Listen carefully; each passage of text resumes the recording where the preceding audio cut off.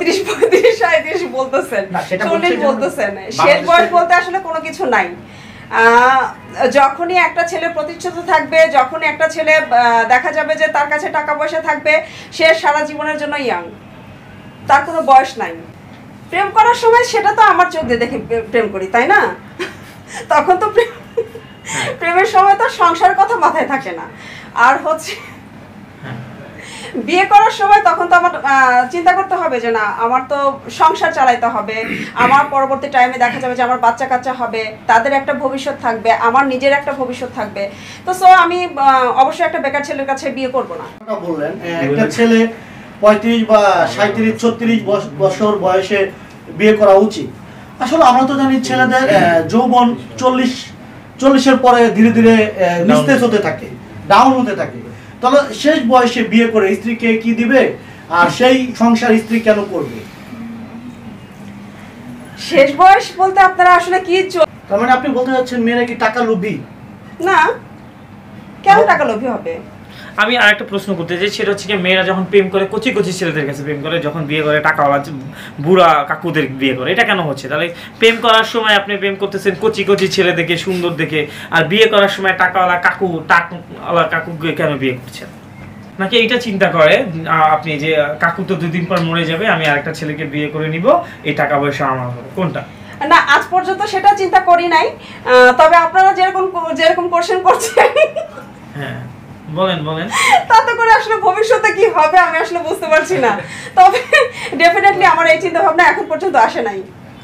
আপনি ধরেন যেহেতু অনেক গ্যাপে বিয়ে করেছেন, হ্যাঁ, তো আমাদের যে ভাইয়া মানে আপনার হাজবেন্ডকে আপনি আসলে কি বলেন এটা? ও গো, হ্যাঁ গো, আমার মেয়ের নাম হচ্ছে রোদসী। তো আমি ওকে দেখা হচ্ছে মানে প্রথমটা কিভাবে ডাকতেন? ও প্রথম ডাকতাম এই শুনছেন, তারপরে হচ্ছে পরের স্টেপ হচ্ছে শুনছো, তারপরের স্টেপ শুনবেন এই তুই কি শুনছিস, এই তো। তাহলে কি এখন আপনি আপনার হাজবেন্ডকে এই তুই কি শুনছিস এইভাবে ডাকেন? সব সময় না, যখন দেখা যায় যে আমি আসলে অনেক পরিমাণে অ্যাংরি, হ্যাঁ, আমি ভীষণ পরিমাণ রাগী। আমি অবশ্যই আমার হাজবেন্ডকে ধন্যবাদ জানাই, কারণ হচ্ছে যে আমার মতন এত মানে অ্যাংরি একটা ওম্যানকে সে যে আসলে এতটা স্মুথলি মানে ক্যারি করে, কিভাবে করে আল্লাহ জানে।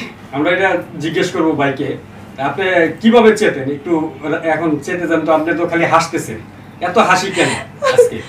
এত হাসি কেন? কারণ আমি আমার হাজবেন্ডের সাথে প্রচুর হ্যাপি।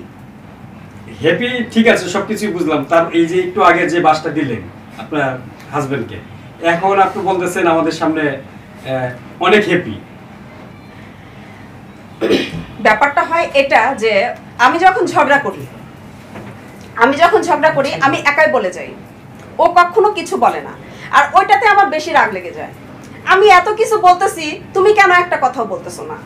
আমি মানে ওর জাত গোষ্ঠী 14 গোষ্ঠী তুলে আমি কথা বলতেছি, কিন্তু ও ডেফিনেটলি দেখা যায় যে একটা কথা বলতেছে না, বরং দেখা যায় যে বলতেছে যে এখন শুয়ে পড়ো, সকালবেলা উঠে আমরা কথা বলবো।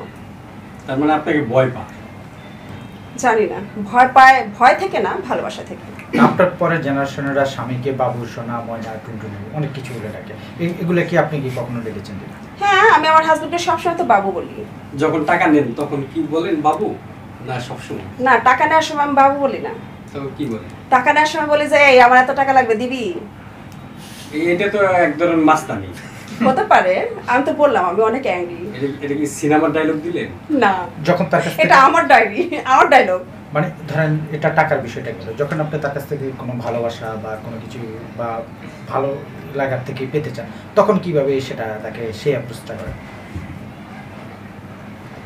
সেটা আসলে আপনা আপনি হয়ে যায়, ওটা আসলে অ্যাপ্রোচ করতে হয় না।